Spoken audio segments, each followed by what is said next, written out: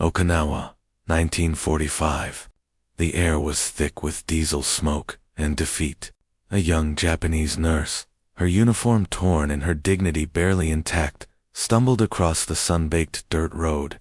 Around her ankles, steel chains clinked with every hesitant step, an alien sound that didn't belong to a soldier, but to something caged. American guards watched silently, their rifles slung low, their eyes unreadable behind sweat and dust. She tried to stand straighter, to remember her rank, nurse lieutenant, Imperial Army, but the chains mocked her. The metallic rhythm followed every breath, every heartbeat. She wasn't alone. Around her were dozens of other captured women, some medics, some clerks, some just caught in the wrong place when the front collapsed. Reports say over 4,000 Japanese women were captured across the Pacific. Barely 10% were trained medical staff. The rest were civilians pulled into the storm. None expected this. Ankle irons glinting under tropical sun. The sound of humiliation made solid. One American sergeant scribbled something on a clipboard. "For safety," he muttered. But whose safety? The women were weak, dehydrated, trembling from shock. Even the guards seemed unsure. Some looked away. Others smirked. The nurse could feel the sand grinding into her skin where the cuffs bit. From behind her, someone whispered in Japanese, "We were soldiers, but they see us as prisoners with no rank." The nurse didn't reply. Her tongue felt dry as ash.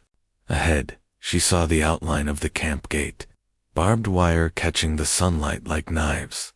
The sound of the chains grew louder as they neared it. Step by step, humiliation became a ritual. Yet somewhere beneath the dust and pain, there was a strange calm, a numbness that replaced fear. Maybe survival begins when pride finally breaks. She stumbled again. A guard caught her arm, but didn't meet her eyes. Just a hand, rough and brief, before pushing her forward.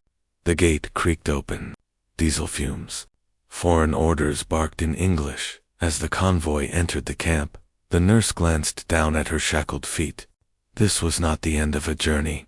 It was the beginning of captivity. And the sound of those chains would echo long after the gates slammed shut. The march began before sunrise. The sky was pale gray, the kind that feels like it's holding its breath before another hot day. The women were ordered to form a single line, each one chained at the ankles, wrists free but trembling. The air already carried the smell of salt and rot. The coastline just beyond the hill. An American corporal barked something. The translator repeated in clipped Japanese, "Move. Keep moving." The chain between each woman was short, barely a stride, so when one stumbled, the others jerked forward. Dust rose around their feet, thick enough to coat their tongues. The cuffs dug into flesh, the edges sharp from constant friction. The march stretched 11 miles under 35 degrees of punishing heat. Each chain link weighed nearly 2.5 kilograms, a small number on paper. A lifetime when dragging it across broken roads. The guards didn't shout much. They didn't need to. The sound of metal on rock did the commanding. A young interpreter, himself, Nisei, Japanese-American, tried to reason with the corporal.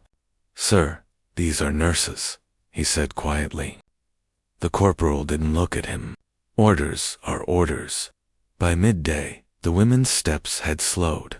The nurse from before, her name was Michiko, felt her breath scrape inside her chest. Sweat pooled at her collar, soaking through the rough fabric of her captured uniform. Her vision blurred. She looked at the horizon and saw the shimmer of wire, maybe the camp, or maybe just heat. Someone fell. The chain yanked tight.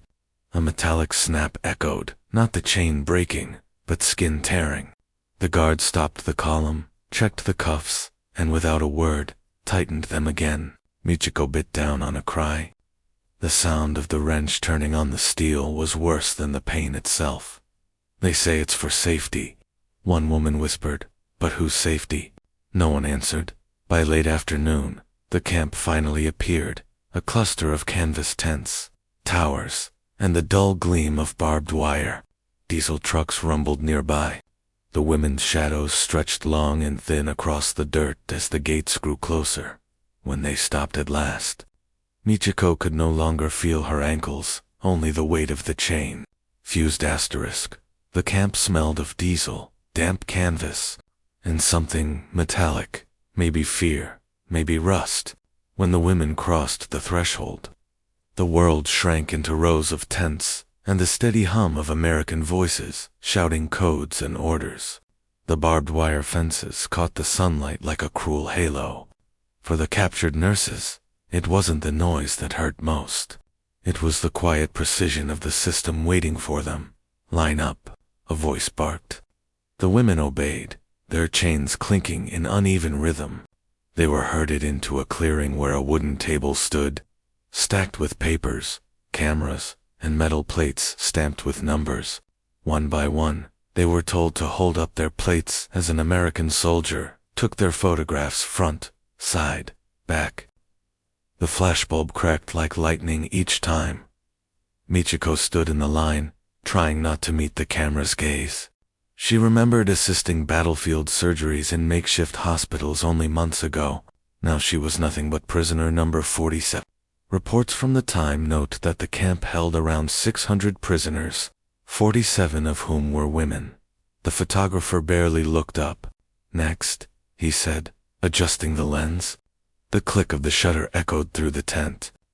Michiko blinked against the burst of light, feeling exposed in a way the battlefield never made her feel. The camera flash, she later wrote in her notebook, felt worse than the chain.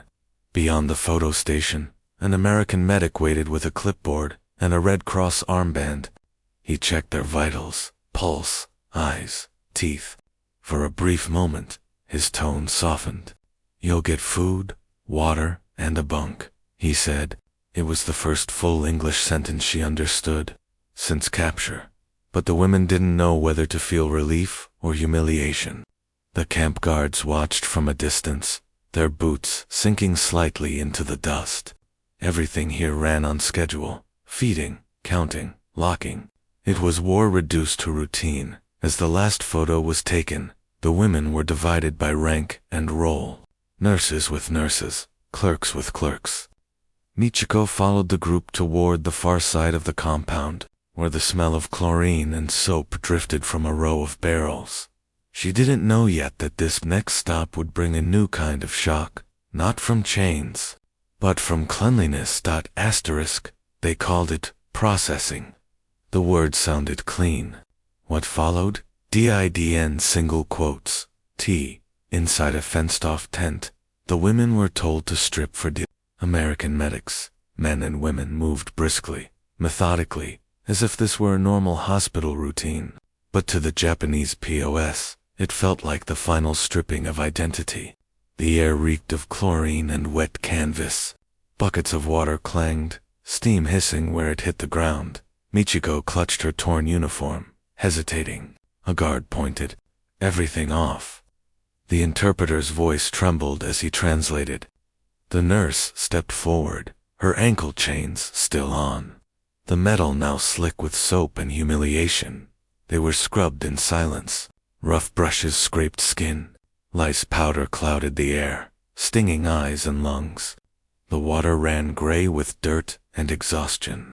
Reports later showed 9 out of 47 women had lice. The Americans noted sanitary deficiencies in their records, as if that explained the cruelty of the moment. When it was over, their hair was cut short, not shaven, but close enough to erase individuality. Clumps of black hair fell to the floor like broken promises. The women were handed coarse cotton garments, too large, marked POW in thick black paint.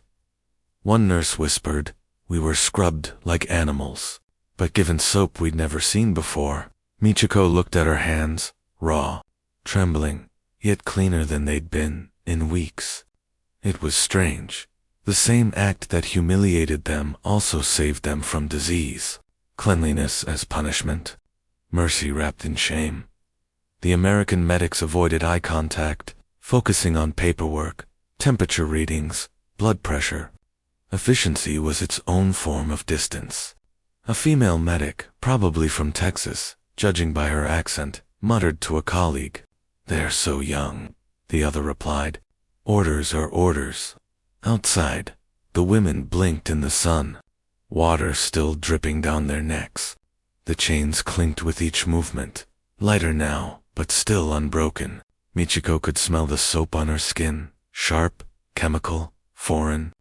It would linger long after the humiliation faded. As they were led to their bunks, rows of wooden planks covered in thin blankets, Michiko realized something. The Americans might have stripped away her uniform, her hair, her dignity, but not her memory, and that memory followed her through the camp. Gates into the nightly roll call, where the chains sang again. Dawn broke with a sound they'd come to hate, the metallic chorus of chains striking dirt. Every morning, at exactly 6, the guards called chain check. It wasn't shouted. It didn't have to be. The women already stood waiting outside their tents, ankles bound, heads lowered, the dew soaking through their thin cotton uniforms. An American sergeant walked down the line, clipboard in hand, counting softly under his breath. Each cuff was inspected, each chain link tested with a tug. The rhythm was mechanical, impersonal, the sound of control, disguised as order. The sergeant's pen scratched names and numbers. "Prisoner 47, he muttered, tugging Michiko's ankle chain. She flinched, but said nothing. The report books later revealed that these inspections happened every 6 hours, day and night. The escape risk was less than 1%, yet the ritual never changed. Routine became its own punishment. Even meals followed the sound of metal, chains clinking through ration lines, tin plates scraping against rough wood tables, guards watching from raised platforms. Breakfast was powdered eggs and bread so dry it cracked when bent. Michiko chewed slowly, the taste of chlorine still on her tongue from the showers. Across from her, a clerk with hollow eyes whispered, "Chains make us prisoners twice, once by war, once by steel." Michiko nodded. She didn't need to say more. Everyday tasks, washing, lining up, even sleeping, were shaped by the rhythm of restraint. At night, the guards walked the perimeter, boots crunching over gravel, their flashlights sweeping across the tents. When one beam passed over the nurse's face, she froze, pretending to sleep. The light lingered a moment, then moved on. But something strange began to happen inside the tents. Amid the clinking and fatigue, the women started sharing stories. Families lost homes, pre-war dreams. The chains might have held their bodies, but conversation began freeing their minds. Small laughter crept back into the nights, quick and guilty, like sparks in the dark. One evening, during another inspection, the sergeant found a cuff, slightly loose. His expression hardened. The entire camp was locked down for the night. No fires, no talking, double guard rotation. The punishment was silent, but heavy, as darkness fell. Michiko listened to the chains in the tent beside hers, whispering with each restless turn. And from one corner, a new sound rose, the hushed voice of rebellion taking shape. Asterisk. Night in the camp was the only time the guards' voices stopped echoing. The diesel generators hummed far away, and inside the tents, whispers began to replace silence. It started small, a question, a prayer, a joke, but soon, it became something more dangerous. Communication. Michiko lay on her bunk, chains resting cold against her skin, as the women around her murmured, "If the cuffs are locked with pins, then maybe," someone said softly. Another woman, a former clerk from Nagasaki, replied, "Paper clips, hairpins, anything thin enough." They weren't talking about escape yet. They were talking about possibility. The Japanese POW, women built a secret rhythm under the Americans' order, coded words hidden in laundry lists. Messages passed during water collection. Michiko learned to count the guard rotations by the crunch of their boots outside. The same mechanical order that had broken them was now teaching them how to resist it. One night, a small sound broke the pattern, the faint click of metal on metal. Michiko turned her head. The clerk held something between her fingers, a safety pin, bent and sharpened. "We could test it," she whispered. "Not to run, just to know we can." It wasn't escape they wanted. It was control, even a tiny illusion of it. Historical logs from that Okinawa camp mentioned 3 recorded attempts at tampering with restraints. None successful. The women never meant to flee into the jungle. They only wanted proof that the chain could open in that dim tent. The nurse felt her heartbeat sinking with the metallic rhythm. The safety pin slid into the cuff hinge. One breath in, one twist, and then a sudden gasp. It clicked. For half a second, freedom was real. Then footsteps. A guard shouted something outside. The women froze, the pin disappearing under a blanket. Michiko stared at the tent flap, every muscle waiting for it to open. The sound of boots stopped right outside, then moved on. They exhaled together, quiet, victorious in survival. Later that night, the nurse wrote in her hidden notebook, "Even silence can revolt." It began with floodlights. Harsh, blinding, white light cutting through the canvas walls like knives. The women woke to shouting English words, sharp and clipped, boots slamming against gravel. Inspection. Everyone outside. The air reeked of diesel and fear. Michiko's heart hammered. She knew instantly they'd found the safety pin. The whispers of the night had turned to evidence. Guards tore open the tent flaps, rifles glinting under the glare. The women blinked, shielding their eyes as soldiers stormed in, flipping bunks, scattering blankets, kicking through dirt floors. The safety pin lay exposed beside one of the cots, small, harmless, yet heavier than a weapon. A sergeant picked it up, held it between 2 fingers, and said, almost calmly, "Which one of you?" Silence. No one spoke. The Americans didn't hit them. They didn't have to. The punishment came as procedure. Every ankle chain was rechecked, tightened, and marked with chalk. 2 women, the clerk and another who had helped bend the pin, were separated from the group. They were taken to a smaller tent near the mess hall, where rations would be halved and movement restricted for 3 days. Camp logs from 1945 mention disciplinary ration cuts for female prisoners, officially for non-compliance, unofficially. It was about control. Michiko watched the sergeant's face as he passed her bunk. He wasn't cruel, just tired. The kind of tired that makes obedience automatic.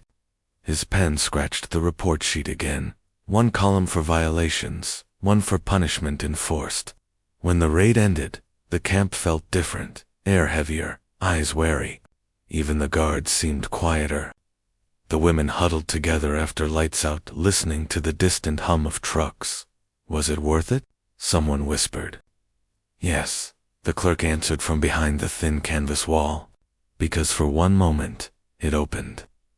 The words sank deep into Michiko's chest.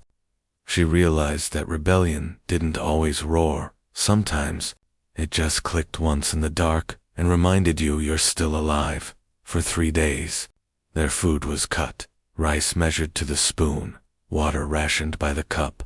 Hunger burned where shame used to, but the silence between them was no longer fear. It was a pact, and as the 3rd night fell, Michiko felt the real enemy shifting. It wasn't the guards anymore, it was hunger, asterisk by the 4th day. The growl of empty stomachs was louder than the clink of chains. Hunger had become the camp's new language, slow, constant, and humiliating. Breakfast arrived late, a cup of watery broth and half a biscuit. The American cook, his sleeves rolled up and arms slick with sweat, ladled the soup without meeting anyone's eyes. Next, he muttered over and over, like a metronome marking despair. The women lined up, bowls trembling in their hands. Michiko swallowed slowly, pretending to savor it, but her body screamed. The human body needs at least 2,000 calories to function. They were given barely 1,200. The men in nearby barracks got twice that. It was arithmetic that translated into survival. She watched as some women traded, a piece of bread for a stub of pencil. A spoonful of rice for a page torn from a magazine. Hunger turned pride into currency. The clerk from Nagasaki, her cheeks now hollow, whispered, "Every bite is a decision." Reports from 1945 described the diet in Pacific POW camps as minimal, but regulated. Regulated. That word echoed in Michiko's mind. Nothing about this was regulated. Not the gnawing pain. Not the dizziness that came when she stood too fast. Not the way her fingers trembled when she tried to write in her hidden notebook at night. They spoke of food the way others spoke of God. Warm rice bowls.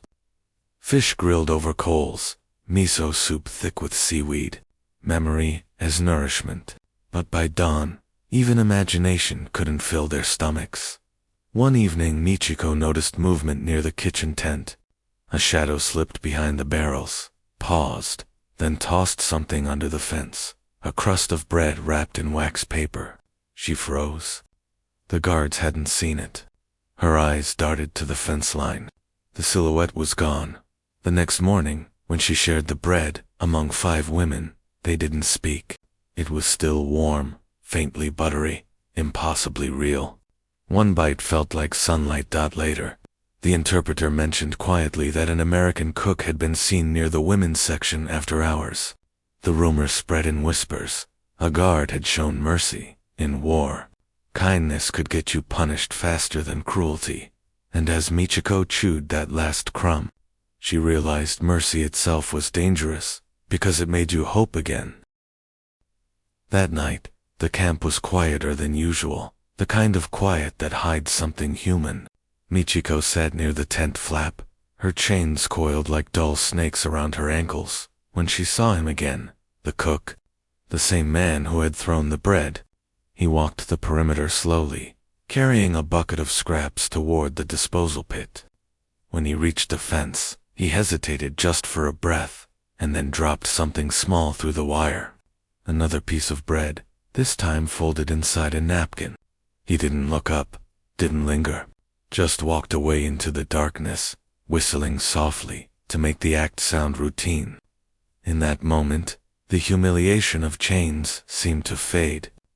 The women huddled around the bread, tearing it into thin pieces, sharing it as if it were communion. For a few minutes, they tasted warmth instead of metal. Later records mention that 14 American personnel were disciplined in 1945 for over-friendliness toward enemy prisoners, a sanitized phrase, hiding acts of quiet compassion. The cook was caught 3 nights later. The guards found the napkin wrapper in the dirt and matched the handwriting. He was summoned to the command tent. No one saw what happened inside, but by morning, his post was reassigned. He didn't return to the women's sector again. When Michiko heard, she felt a strange mix of sorrow and anger. They punished kindness faster than cruelty. In a place built to control, empathy was the real threat. That day, the rations arrived colder, the inspections harsher. Yet something had shifted. The women started looking at the guards differently, not as faceless captors, but as men with cracks in their armor. Some of them looked away too quickly now, avoiding eye contact, ashamed by what they'd seen. As night fell, Michiko stared through the fence where the cook once stood. She whispered softly, "Arigato." The word dissolved into the wind, but she hoped he'd hear it somehow. That stolen kindness, small, forbidden, fleeting, did more than feed her. It reminded her that, even inside wire and steel, decency survived in fragments. And it was that memory, not the hunger, that kept her awake long after the lights went out, thinking about what she'd give to write one simple letter home. Asterisk the letter Michiko dreamed of writing never left her hands, because that night, the sky tore open. Wind howled across the camp like an air raid siren from a nightmare that refused to end. The tents bowed and snapped, ropes whipping through the rain. The guards shouted in English, their words shredded by the wind. Floodlights flickered and died. For a moment, the camp vanished into blackness. Michiko clutched her blanket, the chains around her ankles biting deep as water surged under the canvas floor. "Get up!" someone screamed.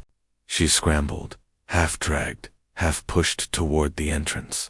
The storm didn't feel like weather. It felt like punishment. Outside, chaos. Trucks overturned, fences twisting in the gale, barrels rolling like lost cannonballs. The ocean was close enough now to taste the salt in the air. A voice, the medics shouted through the downpour, "Unchain them. They'll drown if we don't." But no one had the keys. Lightning split the sky, a flash of white fire. A tree cracked, falling across a tent. The nurse from Nagasaki screamed as the canvas collapsed around her. Michiko dropped to her knees, fumbling with the chain, fingers slipping on wet steel. "Help her," she cried. The medic appeared, mud streaked across his face, eyes wide. He pulled a wrench from his belt, twisted once, twice, until the cuff snapped free. He didn't wait for thanks. He moved to the next shackle, then the next. The storm made equals of them all, prisoners, guards, and saviors fighting the same drowning air. Reports later named it Typhoon Louise, one of the deadliest storms to strike Okinawa in 19. Entire camps washed away. Supply depots vanished overnight, but none of that existed in that moment, only the raw pulse of survival. Michiko's breath came in ragged bursts. Around her, women shouted prayers, some in Japanese, some in English, all swallowed by the wind. The medic's voice cut through one last time. "Move to higher ground."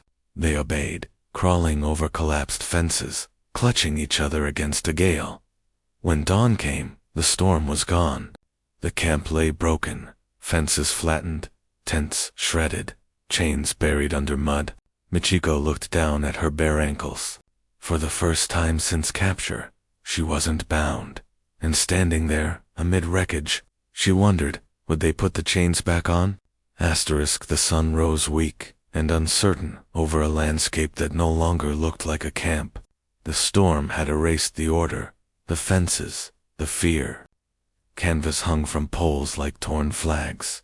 Mud had swallowed everything, the rations, the notebooks, even the memory of rules. Only the chains remained, scattered in the dirt like relics of a world that didn't exist anymore. Michiko sat near the wreckage of her tent, the damp earth cold beneath her hands. Her ankles were bruised, skin rubbed raw where the cuffs had once bitten, but she could move freely now. The medic walked slowly among the ruins, his uniform plastered to his body, his face streaked with exhaustion and relief.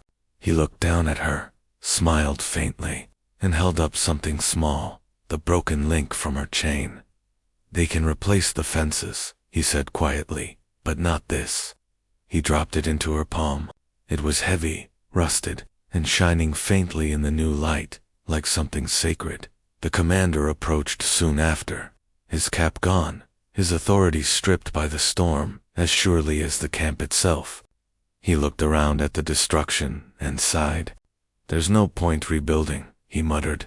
"Headquarters will send word soon." He glanced at the medic. "Keep them together. No restraints." Those words fell softly, almost lost in the wind, but they meant everything. No restraints. The women gathered around the medic, helping each other pull debris aside, searching for blankets and food. The guards didn't bark orders. They worked alongside them. For the first time, everyone's hands were dirty the same way. By midday, someone found a flag, American, half buried in the mud. They propped it against a bent fence post, but no one saluted. The war was over here, even if the paperwork hadn't said it yet. Later, when the sky cleared, the medic sat by the edge of what had been the mess hall, writing with the stub of a pencil on a page torn from his ruined notebook. Michiko watched him, the broken chain still in her hand. He looked up once and said, "You'll be leaving soon. Orders are coming." She nodded. Leaving. The word didn't sound real. After months of captivity, she couldn't imagine what freedom even looked like. But she could feel it, quiet, uncertain, alive, rising in her chest like breath after drowning. Engines rumbled across the shattered camp, their sound deep and steady, like a heartbeat returning after silence. Trucks dented, mud-caked, draped in makeshift tarps, rolled into the yard. The order had come down at last. Repatriation. The war was over. The prisoners were going home. The women stood in a crooked line beside the trucks, wrapped in blankets and borrowed jackets, their faces pale but alive. Michiko clutched the broken chain link in her fist, its rust leaving faint stains on her skin. She wasn't sure why she kept it, maybe as proof that all of this had actually happened.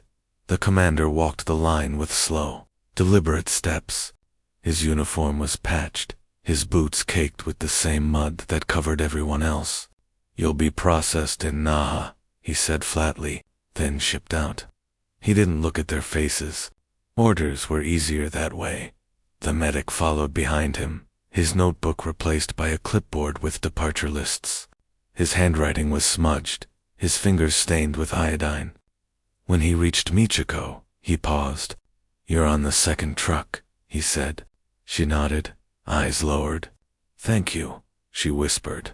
It was barely audible over the idling engines, but he heard it. He hesitated, then said, "You were never supposed to be here." "Neither were you," she replied. A faint smile crossed his face, then faded. He reached into his pocket, pulling out a folded napkin. "From the cook," he said. Inside was a small piece of paper, blank, but carefully cut. "You said once you wanted to write a letter. Maybe now you can." Michiko took it with trembling hands. The truck driver called out, "Load up." The women climbed aboard, helped by soldiers who didn't quite meet their eyes. Tires spun in the mud before gripping and moving forward. As they pulled away, the medic lifted his hand in salute. No rank, no ceremony, just respect. The commander didn't stop him this time. The convoy wound down the dirt road toward the coast. Ahead, the sea glittered blue-gray, endless. On the horizon, a transport ship waited with its deck cranes raised like arms reaching homeward. Michiko pressed the napkin flat against her knee, the chain link heavy in her other hand. Between them the weight of the past and the fragile paper of what might come next. The ship cut through the Pacific like a slow heartbeat, each wave slapping against the hull with the rhythm of something trying to remember how to live again. The war was behind them, or at least, that's what the American officers said as they stood near the rails, eyes fixed on the horizon. But for the Japanese women on deck, freedom didn't arrive like a trumpet blast. It arrived quietly, awkwardly, with the sound of chains no longer there. Michiko leaned against the railing, the ocean wind lifting strands of her cropped hair. The napkin from the medic rested in her pocket, still blank, still waiting. She wanted to write, but words refused to come. What could she possibly say? That she had been treated as both an enemy and a human. That the line between cruelty and kindness had blurred until it hurt to tell the difference.